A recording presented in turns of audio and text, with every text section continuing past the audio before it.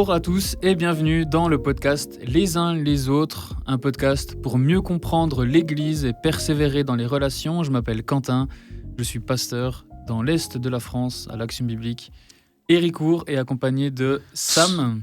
Son fidèle compère, toujours pasteur à l'abbé Héricourt également, et on se marre bien. Et psychologue. Et oui, et plus spécialement, psychologue spécialisé dans le travail et la santé, ce qui va beaucoup nous concerner pour ce podcast. Parce que j'aimerais avoir une recette pour faire le burn-out le plus rapide de Allez, ma vie, s'il te plaît. Qu'est-ce que je dois faire pour être en burn-out ? Alors, pour réaliser un burn-out le plus rapidement possible, il faut déjà qu'au niveau de tes vocations, que tu aies un déséquilibre profond. C'est-à-dire que tu passes très peu de temps avec tes amis, très peu de temps avec ta famille, très peu de temps avec des activités que tu apprécies, donc tu arrêtes le sport, etc. et tu ne fais qu'une activité. Ton travail, on va prendre le burn-out relatif au travail, c'est là où on a le plus de sources scientifiques. Donc, premier point, un déséquilibre de tes vocations qui soit clair, net et ancré. Très bien. Si possible, ne vois pas trop de gens, s'il te plaît, n'en parle pas trop, etc. Okay, tu ramènes du boulot à la maison, t'as pas que ça à faire, etc. Un petit stupéfiant, tu prends de la cocaïne, de l'alcool, etc. pour aller avec, histoire d'accélérer un petit peu le mélange. Si possible, prends un travail qui est contre tes valeurs. Ok. Vraiment un truc où au niveau éthique, c'est pas du tout ça. Et tu dois faire un max de trucs dans des injonctions paradoxales. Tes objectifs ne sont pas tenables. C'est quoi une injonction paradoxale ? Une injonction paradoxale, c'est te dire, écoute Quentin, t'as fait une super année, là, t'as fait 120% de tes objectifs, etc. L'année prochaine, je te propose de faire 200%. Mais avec les mêmes moyens, hein. Évidemment, on peut pas te rajouter, on est un peu court au niveau budget. Ouais. C'est en fait demander quelque chose à quelqu'un sans rajouter les moyens proportionnés pour qu'il puisse bien faire son travail. Okay. Si possible, dans ton travail, il faut que tu aies une grosse insécurité d'emploi. D'accord ? Il faut que ce soit un truc hyper précaire, tu es renouvelé de semaine en semaine, etc. Bon, rien qu'avec ça, je pense que ton burn-out, tu le fais en un mois. Nickel. Mais en fait, on rajoute certains éléments comme ça. Et bien sûr, là où on source le plus au niveau des burn-out, c'est par rapport au métier avec des relations humaines, type aide-soignante, infirmière, voilà, tout ce qui est en lien avec l'humain, parce que c'est extrêmement coûteux en énergie. Et du coup, c'est formidablement optimisé pour que tu fasses un burn-out très rapidement.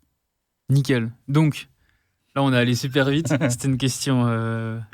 on est un improviste sur nos podcasts. Ouais. Là, on parle du coup des causes du burn-out. Et tu as listé plein de trucs. Ouais. C'est quoi les grandes catégories que tu as en tête quand on parle des causes du burn-out, quand il y a quelqu'un qui vient te voir qui te dit j'en peux plus au travail, etc. Qu'est-ce que tu checkes un peu ? Il y a 3 éléments qu'on relève pour diagnostiquer, évaluer quelqu'un en burn-out ou proche du burn-out. Il y a d'abord l'aspect physique. Okay. Alors bien sûr, l'aspect physique, on passe tous des saisons plus ou moins fatigantes, etc. Mais on voit les gens arrivent assez facilement à observer rétrospectivement des aggravations de leur santé physique et psychique. Ça ressemble à quoi une aggravation ?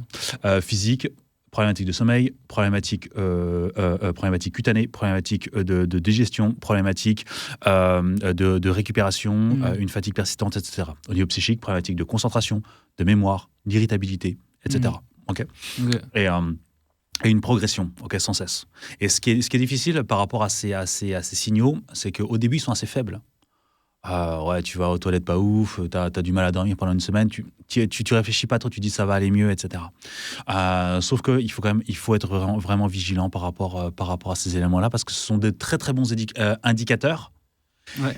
Et malheureusement, on ne les écoute pas beaucoup. Et ça, c'est une problématique. Alors bien sûr, après, on peut peut-être trop les écouter, mais c'est assez rare que les gens les écoutent trop. Donc premier élément, un épuisement émotionnel, psychique, physique qui est assez généralisé et persistant dans le temps, qui se fait sur plusieurs semaines. Ensuite, il y a une forme de protection par rapport à l'environnement. Je t'ai parlé de solitude, etc. Mais c'est ce qu'on va parler de dépersonnalisation et ou de cynisme.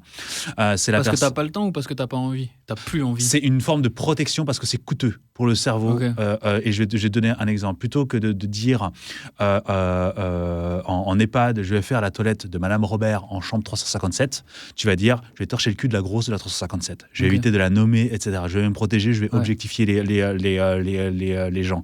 Ou je vais être cynique, encore une journée où on va bien maltraiter les gens. Ce genre de propos comme ça. Très, très inquiétant. Parce qu'on voit, en fait, qu'il y a une forme de résignation, que les gens font quelque chose contre leur éthique, contre leurs valeurs, mais qu'ils le font quand même. Ce qui abîme énormément l'être humain. Et le troisième point, c'est la perte de sentiment d'accomplissement personnel au travail. C'est de rentrer chez soi, de se regarder dans le miroir et de dire j'ai encore fait un travail pourri, quoi. Ouais, alors que tu as fait ton maximum. Tu as fait ton max. Mais tu sais que ça suffit pas. C'est ça, tu dépenses tout ce que tu peux, tu te saignes à blanc et en fait, c'est pas bien. Et en fait, tu te regardes et tu te dis non, je fais pas bien mon travail. En fait, c'est pas bien ce que je fais. Je maltraite les gens, je violente, je fais un truc de pas éthique, etc. Et quand ces trois composants sont réunis, là, tu peux te dire, OK, là, la personne est sur la fin de la pente. OK, d'accord. C'est-à-dire que... Et c'est ça qui est vraiment difficile. C'est plus une question de beaucoup de temps avant le burn-out. C'est ça, c'est qu'en fait, c'est ce que je dis souvent aux gens, mais écoutez, je lance un dé. Et c'est à peu près le nombre de mois qui vous reste avant de vous effondrer. Ouais, okay. Et je ne rate jamais. Quand ces trois éléments-là sont réunis, tu peux être sûr que si la personne ne s'arrête pas immédiatement, ça se passe très mal. Donc, les trois éléments, en 3 mots. Épuisement, généralisé, dépersonnalisation, cynisme, perte du sentiment d'accomplissement au travail. Okay. Et ça, ouais. Est-ce que ça a un lien aussi avec ce qu'on dit souvent pour être un bon manager ou pour avoir un bon manager, c'est le CAR, là, la question des compétences, le R, c'est les reconnaissances, et le A, c'est l'autonomie. Voilà, c'est ça.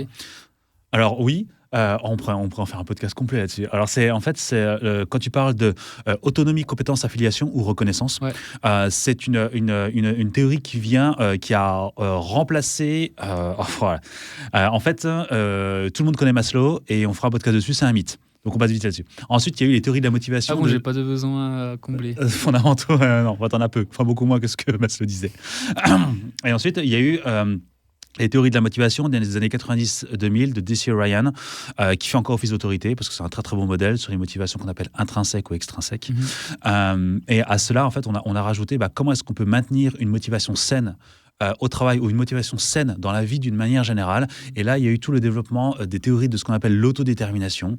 Et nous, c'est en France, c'est l'université de Reims, avec l'autrice, c'est la chercheuse, c'est Tiffaine Wigeber, qui du coup parle de l'autodétermination au travail et où du coup on a réalisé que pour maintenir une bonne motivation saine au travail, il faut réunir ces trois éléments, avoir de l'autonomie, se sentir reconnu dans les compétences, dans la montée en compétences et dans l'utilisation de tes compétences, et enfin de la reconnaissance et de l'affiliation, à savoir que tu es reconnu par tes pairs et par ton manager dans ce que tu fais, dans ce que tu es. Et ces trois éléments, c'est ce qu'on appelle le climat de sécurité psychologique. Et c'est un truc qu'on répète tout le temps là en ce moment en tant que psycho du travail, notamment sur LinkedIn et sur les réseaux. C'est l'élément fondamental pour avoir une bonne santé mentale au travail et avoir une organisation au travail qui soit saine. Ok. Du coup, on a parlé, là on est un peu sur l'environnement propice au burn-out. Burn-out, comment je sais que je fais un burn-out ? Je me lève le matin et je peux pas. C'est ça un peu ? Ouais, c'est clairement ça. À un moment donné, le corps, il s'arrête. Ouais, c'est quoi les symptômes extérieurs qui devraient... dont on a déjà un petit peu parlé de certains symptômes, mais quand on les écoute pas et quand on continue dans la pente, quand le numéro du dé arrive au bout, ça ressemble à quoi du coup Ça ressemble à quoi ? Ça ressemble à un arrêt. Mais vraiment, c'est les cartons rouges au foot bien mérités, ou alors les tampons au rugby, quoi. Et franchement, moi, quand j'étais dans mes études, nos profs nous parlaient de ça. Et j'ai dit, alors, c'est pas possible. C'est pas possible. Les gens, ils peuvent pas s'arrêter comme ça, etc. Mais si, en fait. C'est des personnes qui, effectivement, n'arrivent pas à se lever de leur lit.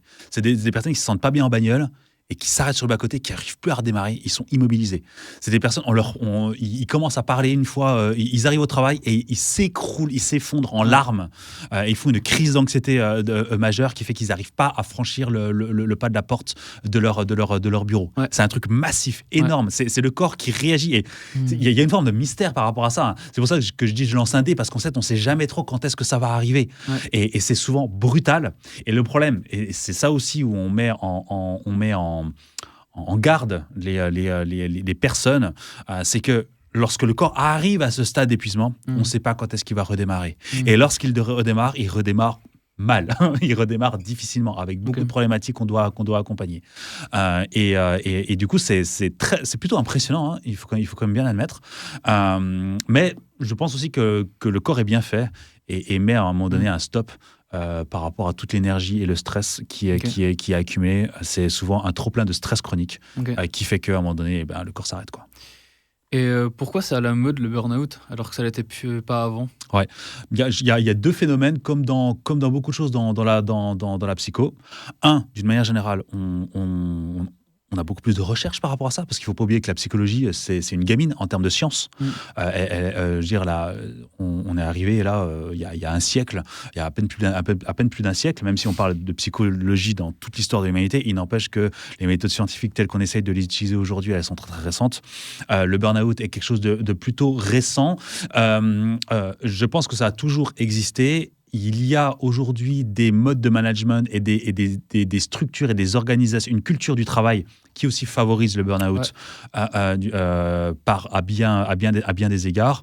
Quoi dans cette culture de travail? Culture de travail, eh bien, la question des injonctions paradoxales sont très fortes. La question du changement du travail, c'est-à-dire alors ça, c'est pareil, c'est des cours d'histoire de psycho, mais c'est super intéressant de comment on est arrivé à des KPI, à des objectifs chiffrés.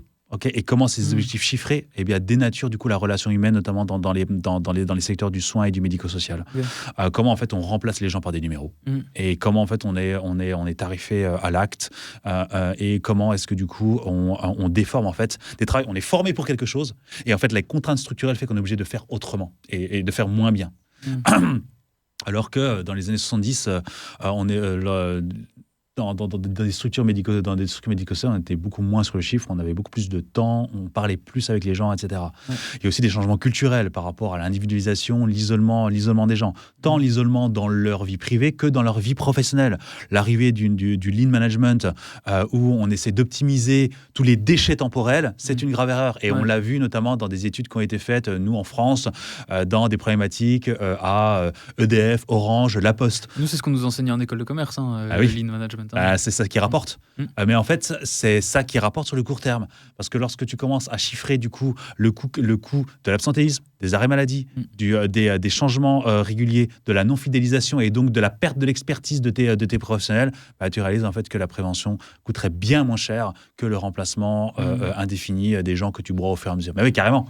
C'est des techniques qui sont employées comme ça. Et d'ailleurs, en école de commerce, tu as dû étudier la pyramide de Maslow, non? Oui. C'est encore étudié aujourd'hui, on rentre en marketing, etc. Donc du coup, on est sur ce genre de difficultés-là. Et vous voyez, je ne parle pas beaucoup de l'être humain.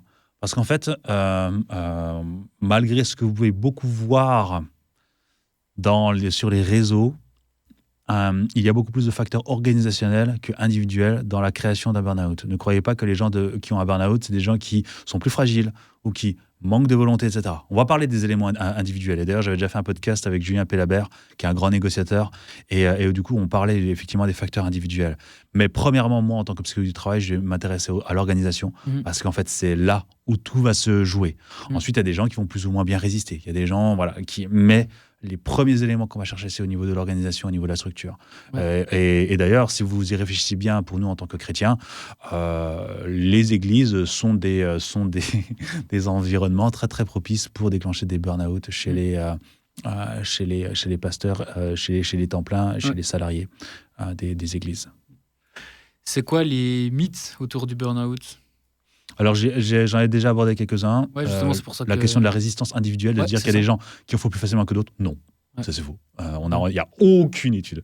Il n'y a rien qui nous dit qu'il y a des profils qui sont plus propices à des burn-out. Il y a des environnements qui sont plus propices à des burn-out, notamment par rapport à la question des motivations.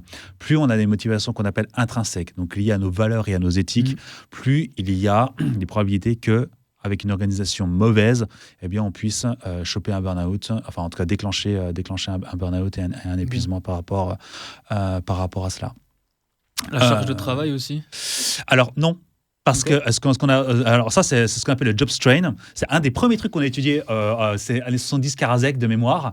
On dit souvent, plus tu es chargé et plus tu vas t'épuiser. C'est faux. Ce qu'on a réalisé, c'est que la charge de travail peut être largement compensée par ta latitude décisionnelle, ta capacité à organiser ton travail comme tu le veux, et le soutien de tes pairs. Alors, vous voyez, on est encore dans le climat de sécurité psychologique. Ouais. Le soutien de tes pairs et de ta hiérarchie. Si tu as tes deux choses de la réunie, ta charge de travail peut augmenter, tu ne claqueras pas en burn-out. Ouais, ok. Intéressant. Dans les mythes, tu vois quoi d'autre comme mythe autour du burn-out ? Les mythes. Oui, il faut avoir beaucoup de temps de repos. On est assez mitigé par rapport à ça. Parce que le fait d'être trop vite, trop longtemps inactif va quand même créer d'une manière générale de l'anxiété par rapport à la reprise d'activité. Ah ok, donc beaucoup de temps de repos. Quand tu as fait un burn-out, ouais, quand tu as fait un burn-out. Longtemps. Ouais, okay. Alors, je ne dis pas qu'il faut tout de suite que les gens reprennent leur activité, etc. Ouais. Non, c'est faux. Il faut souvent un temps extérieur au travail relativement important, souvent qui se compte en mois, parfois années, mais régulièrement en plusieurs mois. Ouais.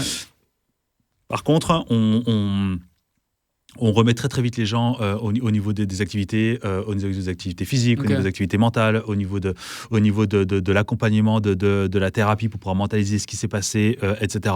Ça me fait penser du coup, et je sais pas si, alors là pour le coup c'est un lien que je fais qui est pas forcément causal, mais lorsque des gens font des accidents de voiture graves et qu'ils arrivent en centre de rééducation fonctionnelle, les neuropsychologues, les gens sont à peine conscients, ils savent même plus parler qu'ils entament déjà la thérapie. Ils font déjà de la remédiation cognitive pour que le cerveau récupère au plus vite du coup un maximum de compétences et de capacités. Et ça marche super bien. Et dans un burn-out, c'est un peu pareil. Le corps prend un gros coup dans la tête. Le but, c'est de pas tarder en fait, parce que si pendant un mois vous faites du granola Netflix parce que vous êtes trop fatigué, ce sera très très difficile. Après, il y aura d'autres symptômes associés du coup qui vont poser beaucoup de problèmes dans la reprise d'activité. Ok. Et du coup, moi, j'ai 2 questions. La première, c'est comment, quand on voit les symptômes arriver, comment on peut y remédier pour prévenir le burn-out ? Comment aussi, des fois, il n'y a pas le choix. En tout cas, on se dit qu'il n'y a pas le choix. Et ma deuxième question, c'est du coup, le burn-out et l'après-burn-out, comment on traite ça et comment on avance là-dedans. Et aussi, dans mes 2 questions, comment on vit ça en tant que chrétien ? En tant que chrétien, carrément. Il y a effectivement une sorte d'impuissance apprise dans le burn-out. En fait, je suis dans une suractivité, mais en fait, je ne peux pas faire autrement. Ouais, j'ai le prêt à payer, je ne peux pas changer de taf ou je ne sais pas quoi. C'est ça. Et en fait, souvent, il y a ce manque de pouvoir d'agir chez les personnes qui fait et on est tous concernés par ça, hein, c'est pas des gens en particulier, hein, et de se dire, en fait, j'ai pas le choix que de continuer à plus faire ce que je fais déjà. Et ça, c'est le premier truc à décaler. De se dire, ok, et notre rôle aussi en tant que psychologue du travail, de se dire, ok, est-ce que tu as vraiment tout essayé ? Et c'est jamais le cas. Y a toujours des possibilités d'agir, des éléments par rapport au RH, par rapport à l'organisation du travail, etc. Et des éléments à mettre en marche. Et souvent qui va donner du coup de la motivation aux gens et qui va donner un peu plus d'apaisement parce qu'ils disent ok, ah oui, c'est vrai que j'ai pas encore essayé ça, on va essayer. Alors des fois les gens peuvent dire ouais, mais vu mon manager ça marchera pas, etc. Ouais, mais essaye quand même, ok. Essaye de voir. Et donc on va explorer pas mal d'éléments. Encore une fois, on est en train de toucher à l'organisation du travail. On est en train de dire comment est-ce que tu peux mieux faire ton travail, comment est-ce que tu peux avoir des ressources supplémentaires ou moins de choses, enfin bref, une réorganisation au niveau de ton travail pour que ça se passe mieux. Le deuxième point, c'est de se dire d'évaluer aussi la question de l'éthique et des valeurs. Parce que, et ça aussi en tant que chrétien, mais voilà, c'est tout un chacun en fait, on a cette question à se poser, mais nous en tant que chrétiens, particulièrement par rapport à notre vision biblique du monde, est-ce que dans mon travail, est-ce que dans ma vocation que Dieu me confie, eh bien je suis un chrétien intègre, par rapport à mon temps de travail, intègre par rapport à la manière dont je fais mon travail, intègre par rapport à l'équilibre dans mes autres vocations. Un chrétien qui passe son temps au travail, je pense qu'il pêche. Parce que, ou alors il doit être lucide par rapport au fait que dans ses vocations, s'il veut passer 60 heures dans son travail, il ne peut pas se marier, il ne peut pas avoir des enfants. Parce que c'est un choix de vie en fait. C'est un choix de vie. Je pense que en tant que chrétien, alors je pense que c'est difficile d'être intègre en tant que militaire et d'être marié. De se dire que je vais pouvoir assumer... militaire et marié. C'est ça. De pouvoir se dire que je vais assumer ma vocation de père et de mari, alors que je suis en opération extérieure pendant 6 mois de l'année, Je pense que c'est difficile, que c'est un choix de vie ou peut-être qu'il va falloir faire des sacrifices. Il n'y a pas de problème d'être chrétien et militaire. Oui, bien sûr. J'ai été chrétien et militaire, il n'y a pas de souci oui. en tant que gendarme. Mais il y a des choix à faire, et notamment dans quel métier au sein de l'armée je veux faire. Si tu veux être homme du rang ou si tu veux être projeté à l'extérieur aux quatre coins du monde, je pense que ce sera difficile. Et en fait, au niveau de l'éthique, c'est pareil. Je pense qu'il y a certains métiers qu'on peut difficilement faire de par l'éthique et les valeurs que cela renvoie en tant que chrétien. Mais au sein même de métiers qui sont bons au niveau éthique-valeurs, je prends une aide-soignante par exemple, ok ?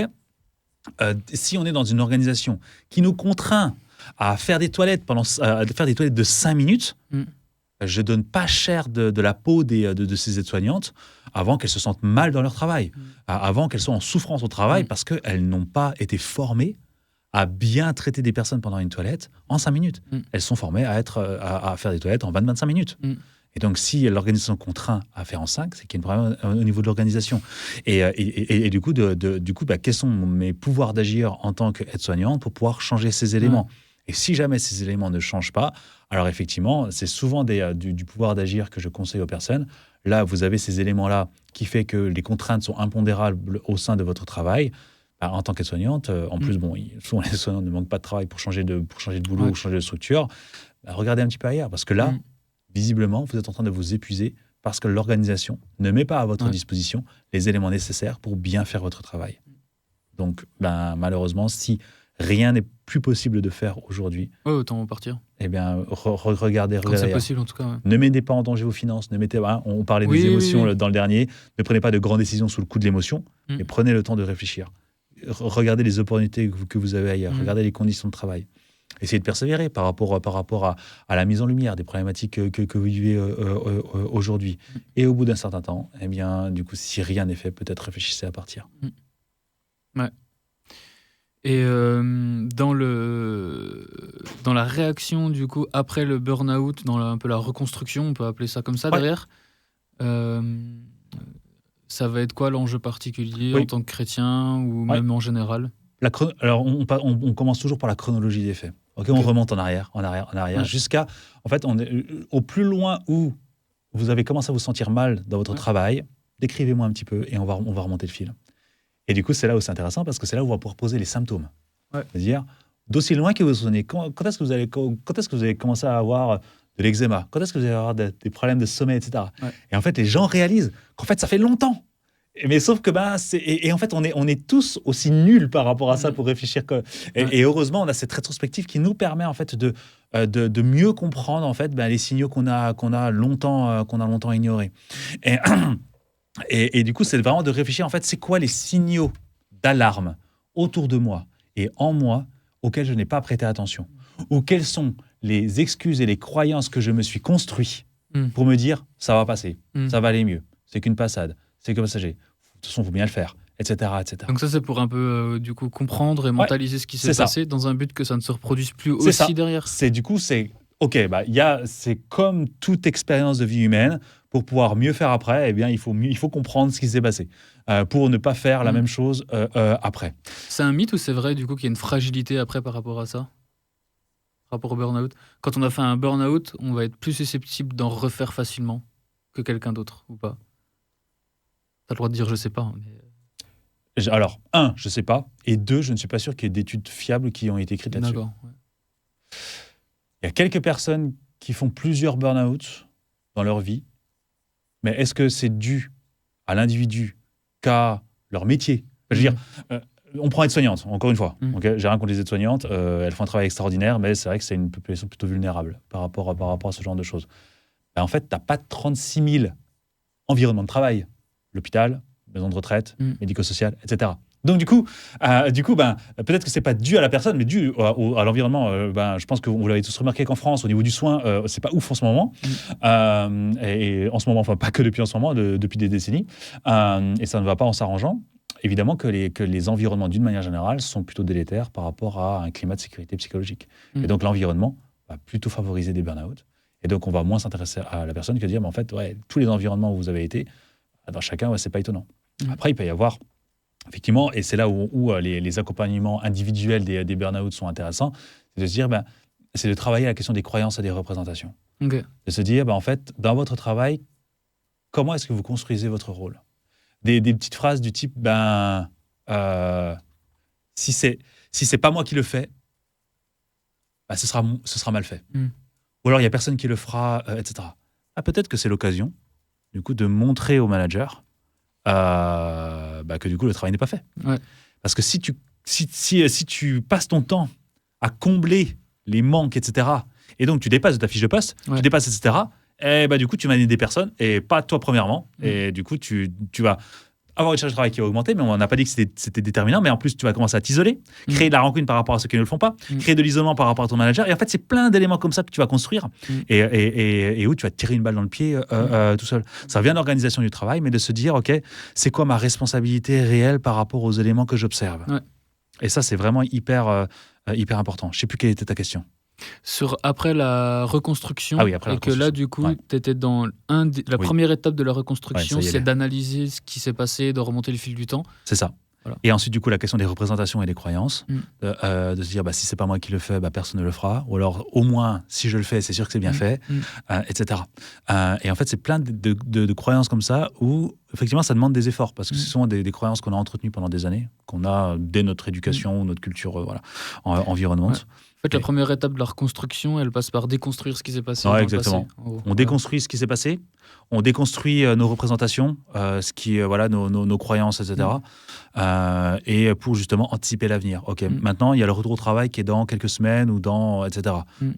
C'est quoi, là, on va écrire un truc.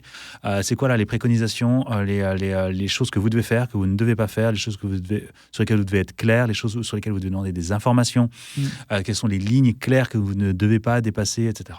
Et au début, ça foire, forcément, parce que les gens, ils ont ça en tête, mais en fait, ils reprennent à fond la caisse, et puis ils reviennent ensuite, j'ai peut-être pas fait ça, c'est pas grave, on va voir un petit peu, il y a de nouveau un peu d'anxiété, ça vous l'avez pas fait, essayez de mettre ça en place, etc. Et on y va comme ça, en ricochet, et petit à petit, voilà, les gens se rétablissent. Carrément.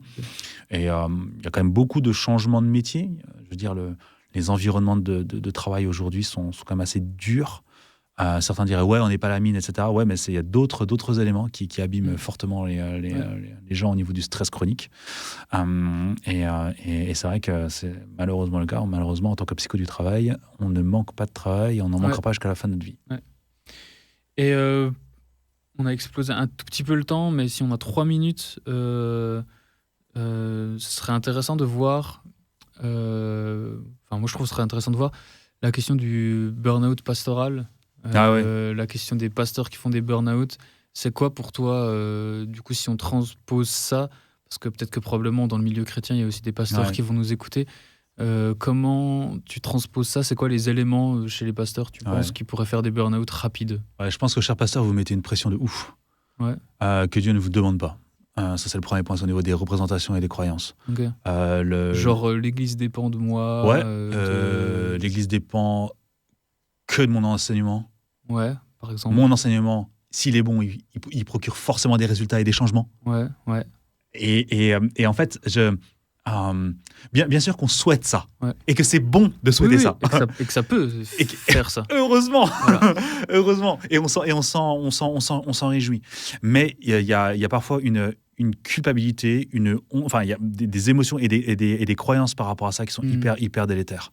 Et du coup, il y a aussi une forme d'orgueil par rapport à ça, dans le sens où on se met à la place de Dieu par rapport au changement opéré chez les gens. Dieu nous demande d'être intègre, Dieu ne nous demande pas d'être performant. Et je trouve qu'il y a une différence qui est très claire. Et en fait, je trouve ça très cocasse de voir qu'en fait, ça correspond à 100% à notre culture environnante. On a une culture de la performance, donc chez les pasteurs, on a une culture de la performance. Il n'y a jamais eu autant de burn-out et de démissions de pasteurs en France. Mais c'est pas pour rien. C'est parce qu'il y a une pression qui est exercée. Et notamment, et aussi un truc... superposition entre la culture et notre culture ecclésiale aussi. Et je trouve que d'une manière générale aussi, alors dites-moi si je serais curieux d'avoir vos commentaires, cher pasteur temps plein, mais vous cultivez ça entre vous aussi. Il y a un truc entre vous là-dessus, et j'observe des fois ça de l'extérieur, dire, mais en fait, c'est hyper délétère et malsain de... Tu verras quand tu seras temps plein. et c'est la question de est-ce qu'on jauge notre intégrité et notre charge de pasteur au résultat ou à la manière dont on dépense notre temps et notre énergie. Et je trouve que souvent, il y a une mauvaise grille de lecture. Ouais. Le deuxième point, néanmoins, c'est aussi la représentation des pasteurs dans les églises et en tant que membres.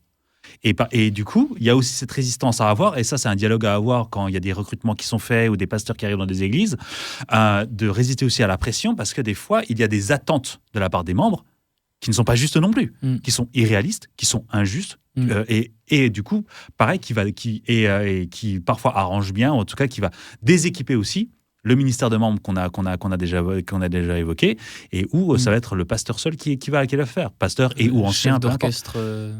Ouais, couteau suisse. Ouais, c'est ça, ouais. Qui fait tout le temps, qui est au courant de tout et tout. Et en fait, ça nourrit quelque chose d'hyper néfaste, parce que les églises restent des organisations avec des humains lambda à l'intérieur. On est tous pécheurs. Et en fait, si on attend à ce qu'une église aille bien, en fait, on se leurre. Si on attend qu'une église soit unie, on parlait d'église unie ce matin, dans une église locale, etc., sans désaccord, sans conflit, sans machin, etc., mais on se leurre. Ouais. Et si on s'attend à ce que toute l'église puisse croître, etc., mais on se leurre aussi. En fait, on oublie à quel point, en fait, tout ça, c'est hors de contrôle des pasteurs, des pasteurs et des anciens. On peut compter sur la providence et la souveraineté de Dieu, mais au reste, Dieu nous demande d'abord d'être intègre par rapport à notre temps, notre énergie, et la manière dont on dépense tout ça, et aussi par rapport aux vocations. On entend, alors je pense peut-être moins maintenant, parce que les personnes sont plus sensibles, mais combien de témoignages, de dizaines de témoignages d'enfants, de missionnaires, ou de femmes de pasteurs, ou de pasteurs, et de missionnaires, qui ont souffert de l'absence de leur conjoint. Je pense que ces pasteurs et ces missionnaires, ils péchaient de ouf vis-à-vis de Dieu. Ouais, en faisant passer l'église avant la famille, par exemple. Un déséquilibre de leur vocation qui n'est pas intègre. Mais ça, pour eux, faire passer l'église, c'était faire passer Dieu. Exactement. Avant la famille. C'est claqué au sol, je suis désolé, les gars. Faire passer Dieu, en premier, c'est... dans la pratique, du coup, faire passer la famille en premier, en fait. Et c'est effectivement d'avoir un équilibre intègre dans nos vocations, et notamment par rapport à la famille. Et si vous vous dites que je suis à fond pour Dieu et que je veux être missionnaire à Taga, ne vous mariez pas, n'ayez pas d'enfants. Soyons clairs, vous ne pouvez pas avoir le beurre et l'argent du beurre. Ou alors une mission compatible. Ou alors, effectivement quelque chose que vous faites en famille, que vous réfléchissez en famille, et où vos vocations sont préservées. Ouais, c'est ça. Ouais. Et pas de souci par rapport à ça. Mais vous ne pouvez pas ne pas prendre en considération tous les autres domaines de vos vies. Ouais. Mais du coup, ça pose la question aussi dans le travail pastoral de comment on estime et on mesure qu'on est un bon ou un mauvais pasteur. C'est dur. Parce que du coup, dans ce que tu dis, il y a 3 angles. Il y a l'angle de ça, de comment on estime qu'on est un bon ou un mauvais pasteur, et le problème, c'est lié aux performances et aux fruits. Le deuxième, c'est résister à la mauvaise potentielle culture d'église sur les attentes illégitimes qu'on a envers un pasteur, et auxquelles il faut résister aussi. Et pour ça, il faut avoir des convictions aussi ecclésiologiques très claires. Exactement. Parce que sinon, tu es toujours en train de répondre et tu ne sais pas comment trier à quoi il faut que je réponde, à quoi il ne faut pas que je réponde. Et le troisième truc, c'est la question des vocations et du respect des vocations, et un déséquilibre au niveau des vocations par rapport à ça. Voilà. Ouais, on a fait le tour. Voilà. on a rajouté quelques minutes, mais je pense que c'était utile quand même, parce qu'en tant que podcast chrétien, ça valait le coup de s'attarder un tout petit peu sur la question du burn-out chrétien. Peut-être qu'on en parlera plus tard, plus que ça, du ministère pastoral à plein d'aspects. Mais voilà, pour l'instant, on s'arrête là pour le burn-out. Et on se retrouve pour un prochain épisode. Et on parlera sûrement de l'alliance de membres. Petit teasing. Bonne journée et puis à la prochaine.